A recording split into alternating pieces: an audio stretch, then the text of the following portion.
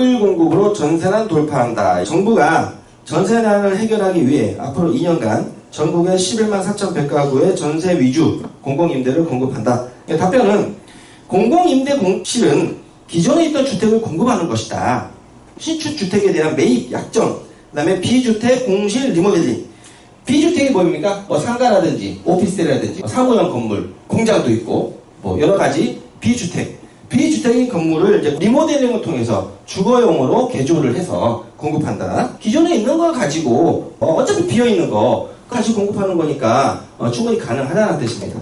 신규 사업이 아니라 이미 LH, SH에서 진행하고 있다. 신축 매입 약정은 대기 사업자도 많고 비주택 공실 리모델링은 기존 상가 오피스 외에도 다양한 비주택 공실을 매입함으로써 물량 확보가 가능할 것으로 판단한다. 답변으로는 신축 주택을 추가 공급하는 것 이외에도 현재 건설 중이거나 현재 신축이 된 거를 민간 사업자가 약정을 통해서 하는 건데 지금 그거 외에도 현재 건설 중이거나 건설 예정인 주택을 매입하거나 저리 대출을 지원해 전세형으로 공급하는 방안을 추진한다. 2020년 12월 다음 달 5,000호에 이르는 공공임대 공실을 전세형으로 공급한다. 현재 공실로 되어 있는 공공임대 있죠? 그걸 일단 5,000호 정도를 바로 전세형으로 공급하고 단기적으로 전세 공급 물량이 증가해 전세시장 안정에 도움이 될 것으로 판단한다. 답변은 2019년 서울 아파트 착공이 역대 최고치를 기록하는 등이라고 했습니다.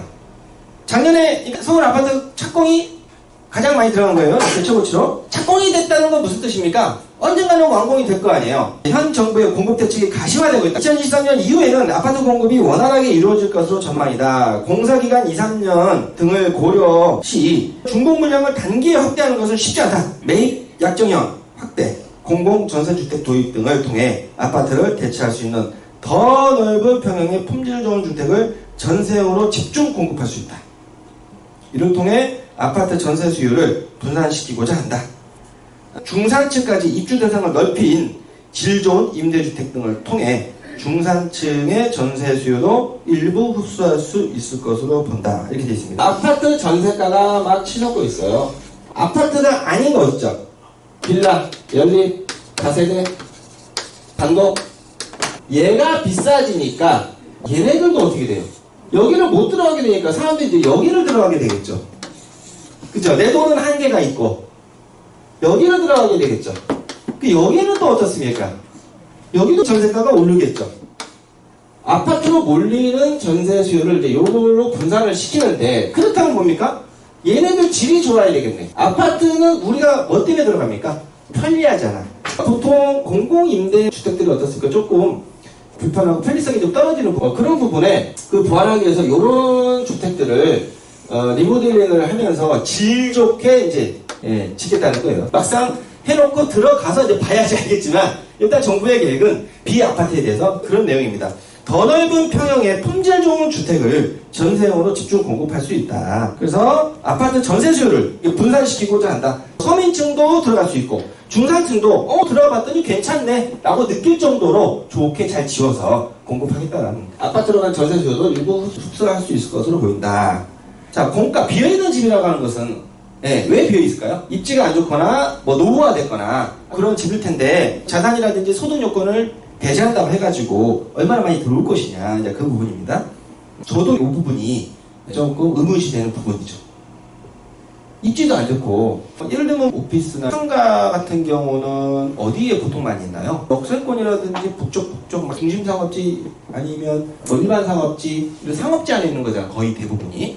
근데 그거를 하게 되면은 신혼부부라든지 아니면 애가 아직은 어리다든지 아니면 1인 가구 이런 분들은 괜찮은데 자녀를 키우는 분들은 좀 어려움이 있지 않겠는가. 상업지니까 주거지 안에 있어야 학교가 가까운데 상업지니까 학교랑은 좀 뭘까 하냐고.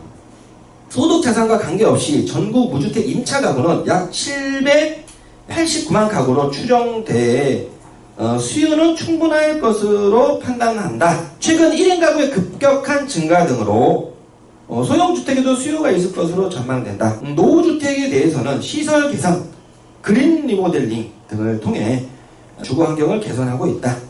이번에 발표한 질 좋은 평생주택 추진 방안에 따라 노후 공공임대 종합 정비를 통해 체계적으로 개선을 추진할 예정이다. 나름대로 이렇게 개선하겠다고 하는데 개선할 수 있는 어떤 한계가 어느 정도는 있지 않을까 하는 생각은 들어요. 근데 아무튼 시설도 깨끗하게 주변 정비도 하고 한다는데, 그리고 이제 1인 가구가 급격히 확산되고 있죠. 이런 가구들은 괜찮잖아요. 혼자 사는데 좀 좁아도. 지금 호텔도 매입해서 한다고 그러죠? 요즘 코로나 때문에 경기가 안 좋잖아요. 호텔들이 안 좋아, 지금 상황이. 그러니까 매물로 나온 호텔들이 있어요. 아니면 적자에 허덕이고 있는 호텔들이 있어요. 이런 호텔 측과의 협의를 해서 매입을 해가지고 호텔 객실을요, 다 주거용으로 바꾼다는 거죠. 호텔을 들어가 보면 공간이 그렇게 넓진 않잖아요. 가족들이 산다라는 것은 불가능하고, 내가 봤을 때도 1인 가구나 2인 가구, 신혼부부나 자매나 형제나 성인 2명 정도까지는 그럭저럭 살만을 할 것 같아. 원룸식으로 아니면 좀 오피스텔식으로. 그 정도까지는 모르겠지만 애 둘이 있고 들어가기 힘들겠죠. 답이 우선 현행 기준에 따라 소득 자산 요건으로 공가를 신속히 공급하고, 이후에도 남은 빈집들 있죠. 공가 중 대기자가 없는 3개월 이상 공가에 대해 소득 자산 요건을 배제하여 공급할 계획이다. 그러니까 처음에는 소득 자산 요건을 현행 기준으로 공급하는데, 하고 난 다음에 그래도 남는 빈집 있죠. 요거는 배제하고 하겠다. 3개월 이상 비어있게 되면 기존 입주계층의 입주기회를 충분히 보장할 수 있도록 경쟁 발생 시에는 소득 수준에 따라 입주자를 선정할 계획이다. 기본 4년까지만 거주할 수 있도록 하고, 4년 후에는 기존 소득 자산 요건을 충족하는 대기자가 없는 경우에만 추가 재계약이 가능하도록 할 예정이다. 이 경우 최대 6년까지 거주가 가능하다. 4년 동안 살 수 있는데 4년이 지나는 시점에 대기자가 있으면 소득 자산 요건에 그걸로 해서 대기자가 있다라면 4년 살고 나가야 되는데, 그 2년 이 대기자가 없다라면 2년 더 살 수 있는 거지. 다른 입장에서 비워봐야 또 남잖아. 그럴 바에는 네가 더 2년 살아라. 재계약이 가능하다. 그럼 최대 6년까지 살 수 있다는 겁니다. 매입 약정은 LH, SH 등이 이미 추진 중인 사업 유형이다. 추진 체계가 갖춰져 있는 사업이다.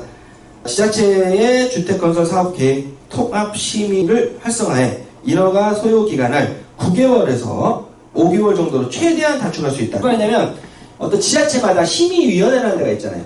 어떤 건설 사업이나 건축 사업에 대해서 심의를 한다고. 이게 환경에 적합한지, 도로 여건에 적합한지 심의를 하죠. 그 부분에 이거 심의를 좀 완화해줘서 최대한 이 심의를 활성화시켜서 빨리빨리 할 수 있도록 9개월짜리도 5개월 안에 될 수 있도록 매입 약정이 체결되면 즉시 사전 입주자 모집을 시행할 예정이다. 매입 약정에 참여하는 토지주나 건설 사업자에게는 인센티브도 부여된다. 이전에 비해 민간 참여도 활발할 것으로 기대된다. 지금 고강도 정부 규제 중에 하나가 뭐가 있습니까? 대표적인 거 분양가 상한제잖아. 분양가 상한제나 재건축 초과 이익 환수제 규제를 완화를 시켜주면 재건축이 활성화되고, 분양가 상한제가 원가에 대해서 건설회사가 먹는 마진 폭을 어느 정도 한계를 둬서 그 이상은 못 받게 하는 거잖아요. 그러니까 건설회사 이익이 줄어드는 부분이니까, 그런데 이걸 완화를 시켜주면 다시 의욕이 생겨서 건설회사들이 민간에서 많이 짓지 않겠느냐. 그러면 이게 공급이 또 확대가 되고 하지 않겠느냐라고 하는 겁니다. 이제 답변이 분양가 상한제, 재건축 초과 부담금 등은 정비사업 추진으로 인해 과도한 이익이 발생해 투기 수요가 쏠리는 것을 방지하기 위한 최소한의 규제다. 분양가 상한제 한 취지가 있잖아요. 마진을 많이 보다 보니까 건설회사가 분양가가 올라가게 되고, 분양가가 올라가게 되니까 주변에 있는 집값들을 다 끌어올리는 그런 거 아닙니까? 그러다 보니까 그 최소한의 규제다. 완화를 할 필요가 지금 없다는 뜻이죠. 공공성 기여를 높이 공공재개발, 재건축 등을 통해 정비사업이 원활하게 추진할 수 있도록 지원 중이다. 재개발은 60개 이상의 조합이 벌써 신청했답니다. 공공재건축도 15개 단지가 관심을 보이는 등 차질 없이 추진되고 있다. 이런 식으로 공급한다고 합니다. 이제 얼마만큼 성공이 있을지는, 그런데 이제 정부에서는 어떻게든 잡아야 될 거예요. 지금 전세 대책만 나왔는데 요거만 가지고는 좀 부족할 수 있습니다. 제가 봤을 때는 이게 다는 아니고 추가적으로 또 대책이 나올 것 같습니다.